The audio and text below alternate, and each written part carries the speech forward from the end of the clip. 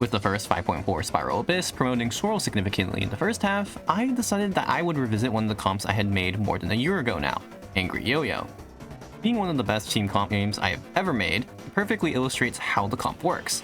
Dori and Sayu have an extremely niche synergy, with Dori's ult applying Electro to the active character, and Sayu's hold skill able to take advantage of that to absorb Electro. It makes her look like a yo-yo with her spinning attached to a string from Dori's ult.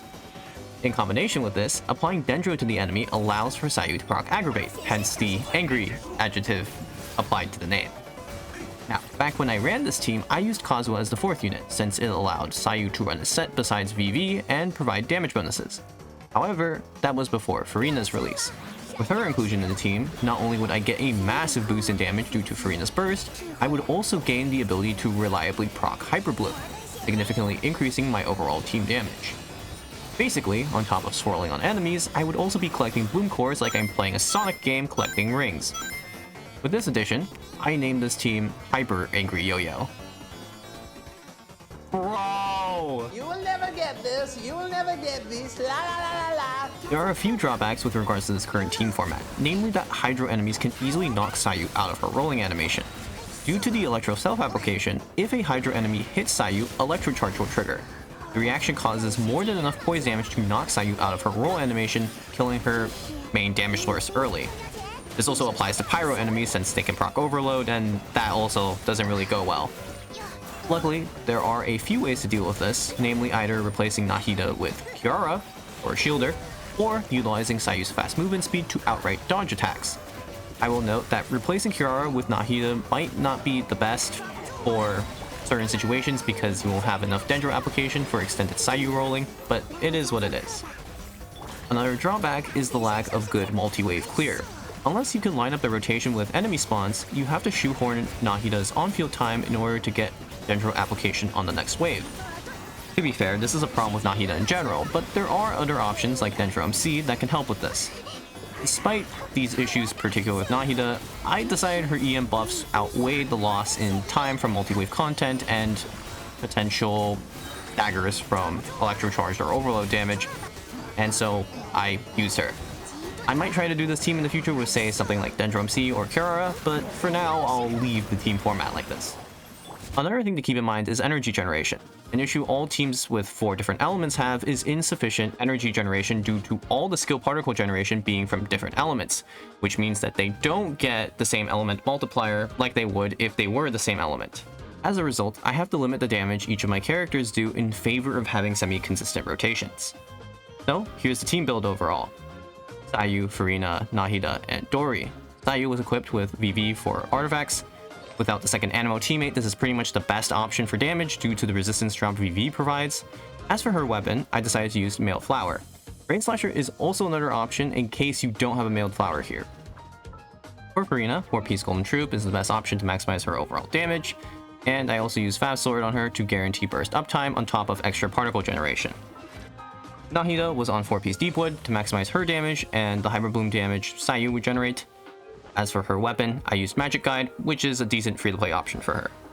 Finally, I put Dori on a 4-piece emblem set, mainly to ensure her burst is always off of cooldown, while also giving her some semblance of damage. As for her weapon, I used Fav Claymore for the similar reasons as the artifact set used. Alright, now it's time to see how well this works in Abyss. Do keep in mind that these runs are in the previous Abyss, the first version in 5.4, so there is quite a significant swirl buff, along with enemies in the first half being optimal for AoE teams. With that, hope you enjoyed the gameplay.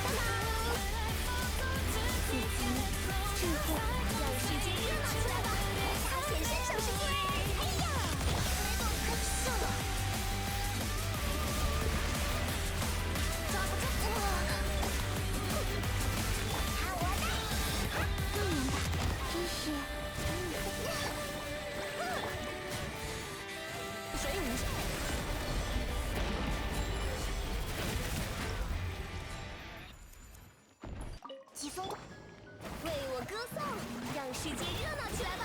记住你了，来我家做客吧！嘿呀，大显身手时间！嘿咻！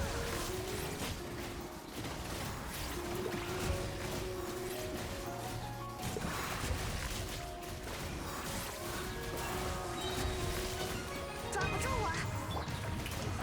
欢唱，以我之名，知识与你分享。